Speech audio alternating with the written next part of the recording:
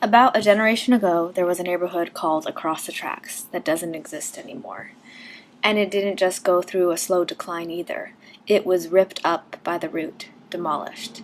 And in its stead now lies the industrial park off Niantic and Huntington. The neighborhood lay between the West End and Reservoir Triangle and was kind of part of both, perched behind Reservoir Ave and the railroad tracks.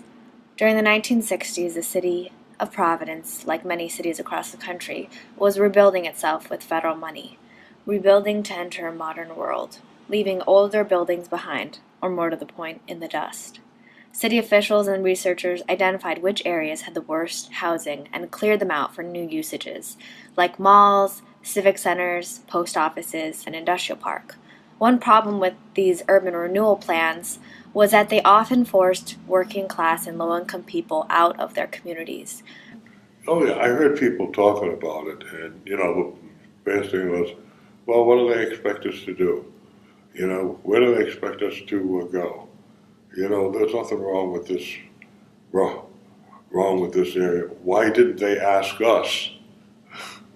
And of course, the answer is going to be, well, we don't want it.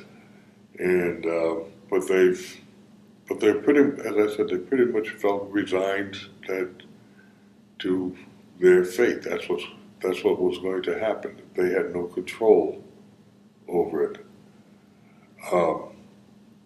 Again, one of the other sidelights is that some people felt that they took that area because of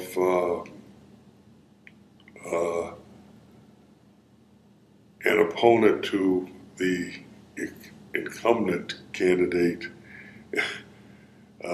in a primary fight, won by only, I think, 29 votes. And they were afraid the next time around that guy was gone. Whether that's true or not, you really don't know. The community drew connection between their powerlessness in electoral politics and before the planning office. They were making their own critique in voting for a minority candidate and pushing for recognition as a valuable community. While the Providence Redevelopment Agency hoped that 10 informational sessions during the summer would alleviate fears and dispel unfounded rumors, neighborhood people were developing their own mistrust of local politics.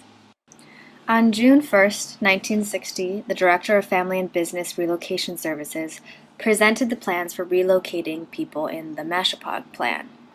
He announced that 486 families would face relocation by November of that year, giving them 6 months' warning. The public hearing was scheduled for that fall in September. People would have a chance to respond to the idea of the industrial park about 2.5 months before they were scheduled to leave. The planners said that they had picked the area for redevelopment because of faulty street layouts and platting, which precluded any development. Their internal reports offered a quite different conclusion about the neighborhood. And by 1957, the city started calling the area on the verge of becoming a slum and a detriment to public health, safety, morals, and general welfare. In the September public hearing, more than 120 people from the area showed up, and people voiced their dissent.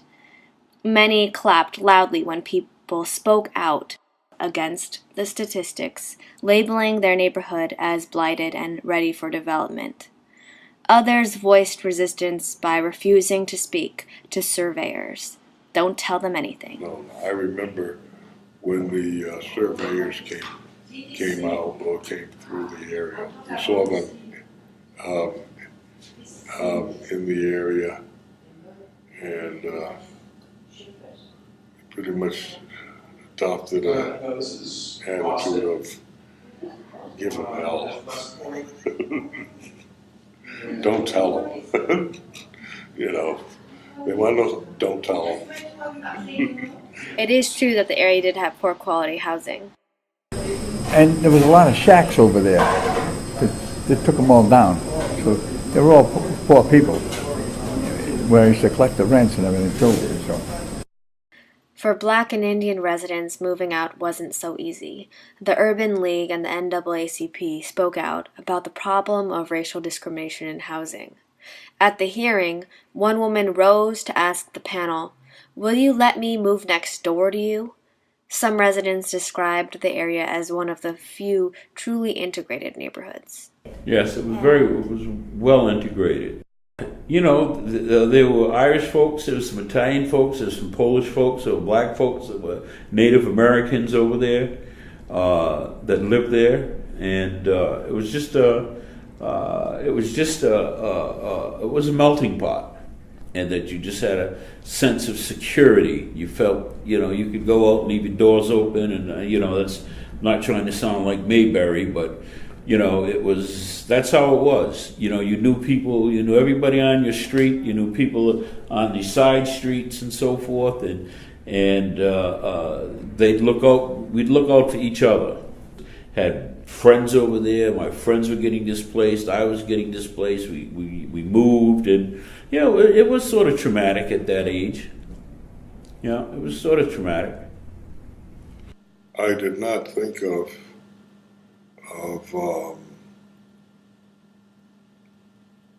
black folks being unable to live where they wanted to live until this time. Now maybe it was that way all along, I just didn't know it.